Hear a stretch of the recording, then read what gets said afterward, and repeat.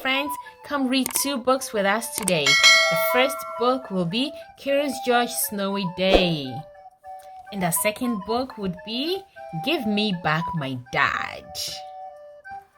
That was written by Robert Musk and Michael Machenko.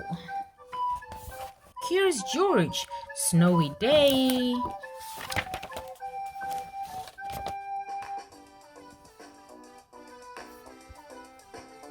George woke up to a wonderful surprise.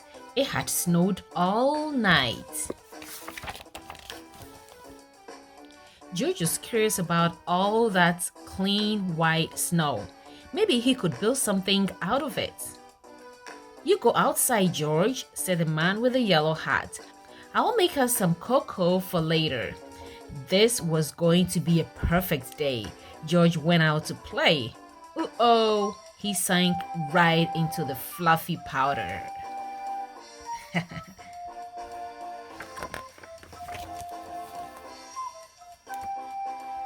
Bill, George's friend and neighbor, came by.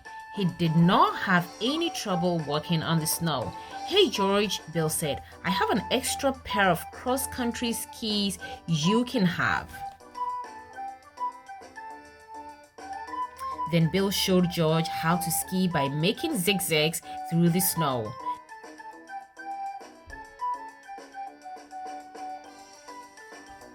With skis, George could stay on top of the snow and he followed Bill uphill. Suddenly, they heard a noise. Oink, oink, oink, oink. Bill said, "I'm going to find out what that is. You wait here." George waited on top of the hill in the cold. His house looked so small and warm. George wanted to get home for his cocoa. Was Bill coming back? "Hey George," Bill shouted from the bottom of the hill. "I couldn't find whatever made that sound, but I have to head home now. Keep the skis and have fun." So George did for a while.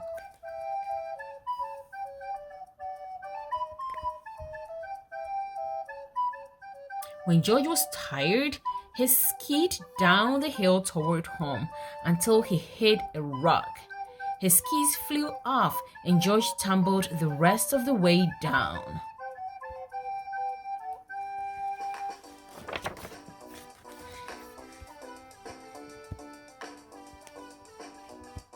George picked himself up at the bottom of the hill. What could he do now? He spotted two children pulling a sled. They were walking on the snow, but they did not have skis. How did they do it? It had to be those white flat shoes they wore. "Vinny, I think he likes our snowshoes," the girl said. George nodded. "Vicky and I live on the other side of the hill," said Vinny. "If you come home with us, we'll lend you our snowshoes so you can get home too. Climb aboard the sled."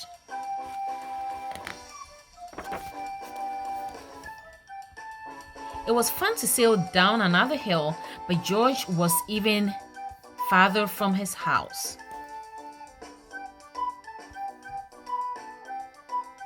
"Here you go, monkey," Vicky said. She gave George her snowshoes and climbed on the sled. "Bye, monkey. Good luck."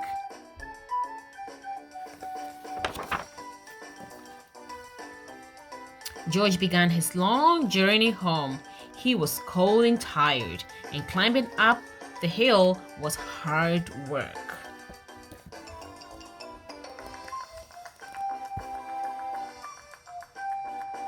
The thought of a nice steaming cup of cocoa kept him going. Oink! George looked up. There was that noise again. He decided to follow it.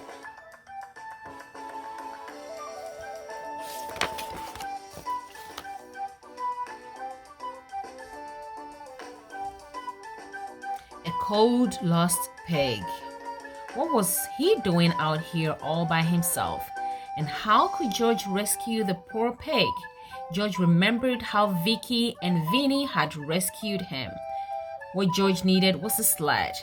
It had to be flat and big enough for the pig to sit on it. A fallen sign nearby looked like a good choice. What a ride!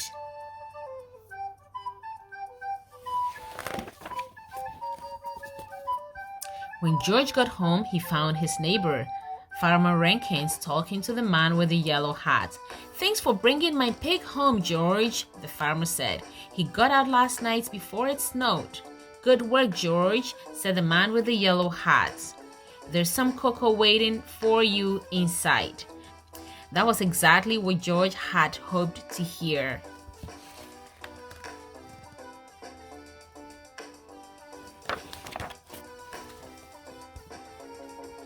Skiing, snowshoeing, sledding, and now cocoa. It had been the perfect snow day. The end. Now let's read our second book. Give Me Back My Dad.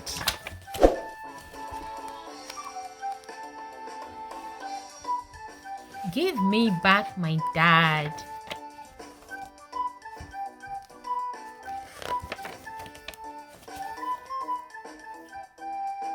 One day, Cheryl and her father decided to go ice fishing.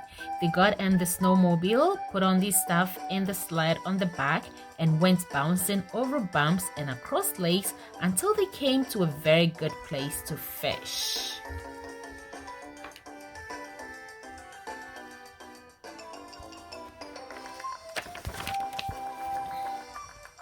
"This place," said Cheryl's father, "is the best place to fish in the whole world. But the fish are smart. You've got to be really smart to catch these fish." "Whee!" said Cheryl. "I'm smarter than any fish." So her father got out an ice drill and drilled an enormous hole. They chopped the ice and drilled some more, and then they were done. "Wow," said Cheryl's father, "really thick ice. Now we can fish."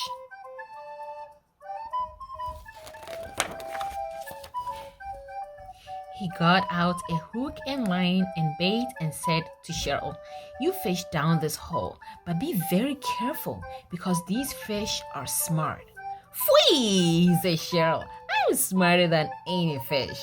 She jigged her line up and down and up and down and up and down and up and down and said, "I want to catch a fish." "Be patient," said her dad. So Cheryl jigged her line up and down and up and down and up and down and up and down and said, "I want to catch a fish."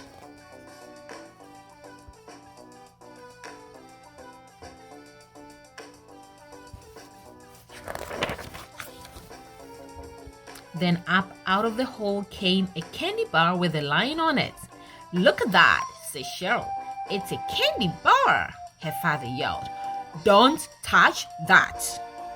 But Cheryl grabbed the candy bar and was put right down underneath the ice.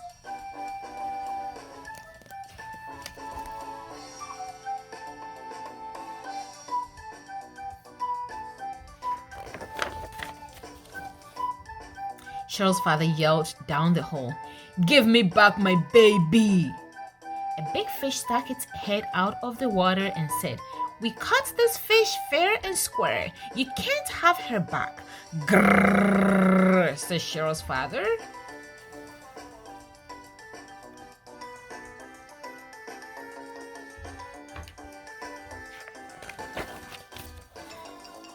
Cheryl's father got an idea. He put a very small piece of bait on a line and jigged it up and down and up and down and up and down and up and down. And all of a sudden, he pulled up a very small baby fish. The big fish stuck its head out of the water and said, "Give me back my baby."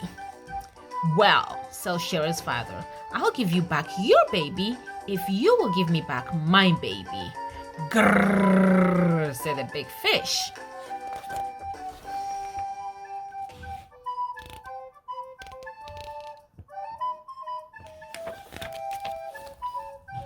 Cheryl's father tossed the little fish back and Cheryl came flying up out of the hole. She said, "Brrr, it's cold." and right away she started turning into an icicle. Her father picked her up, ran to shore, and got a fire going in the Labrador tent.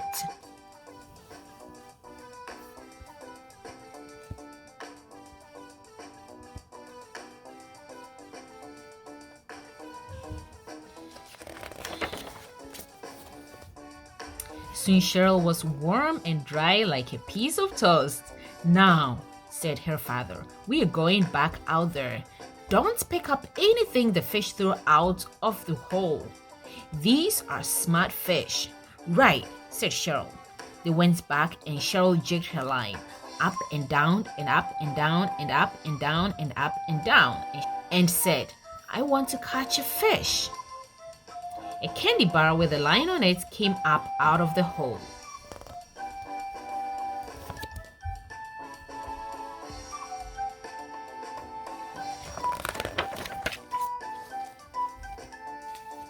"Oh no," said Cheryl. "I am not that dumb." She jigged her line up and down and up and down and up and down and up and down and said, "I want to catch a fish." Up came a bag of popcorn with a line on it. Cheryl said, "Oh no, I'm not that dumb." She jigged her line up and down and up and down and up and down and up and down and said, "I want to catch a fish." Then up came a television. "Wow," said Cheryl, "that looks pretty nice, but I'm not that dumb."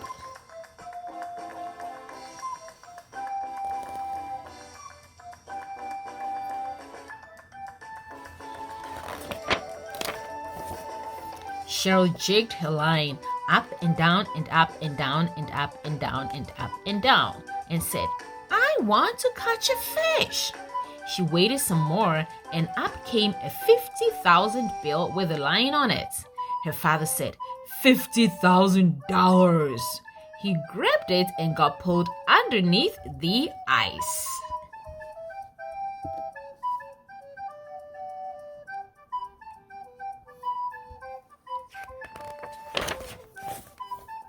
"Grrr," said Cheryl. She yelled down the hole, "Give me back my daddy!" The baby fish stuck its head up out of the water and said, "Hey, we caught him fair and square, and you can't have him back."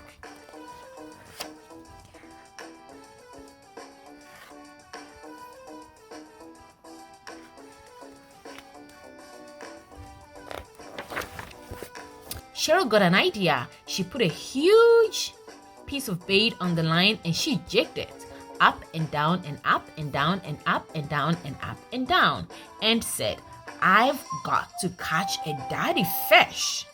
All of a sudden, a big fish grabbed the bait and Cheryl pulled him in. The baby fish stuck its head out of the water and said, "Give me back my daddy." "Well," said Cheryl, "I'll give you back your daddy if you give me back my daddy." "Grrr," said the little fish.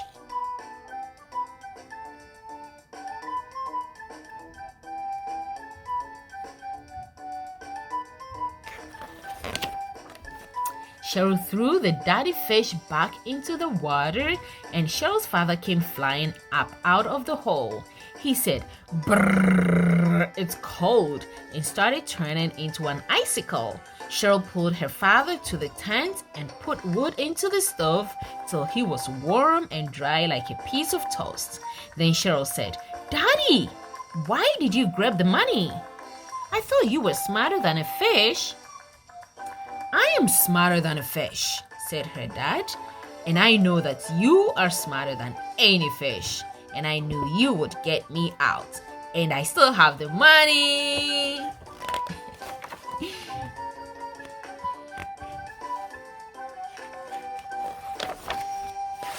"Right," said Cheryl, and they went back to town and bought Cheryl her very own snowmobile.